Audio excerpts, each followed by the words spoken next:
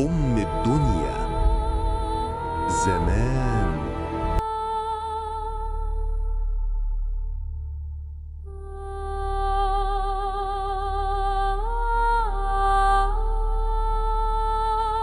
هنا حيث بدأ الخلود، الأهرامات وأبو الهول شواهد صامدة على عظمة لا يقدر عليها الزمان.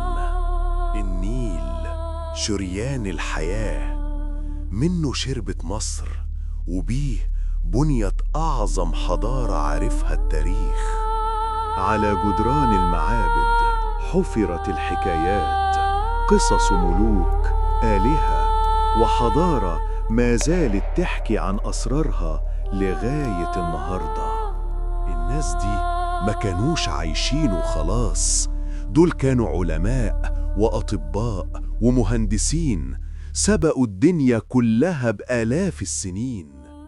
وهنا وسط الأعمدة الضخمة والبوابات العريقة التاريخ لسه بيرن. دي مصر،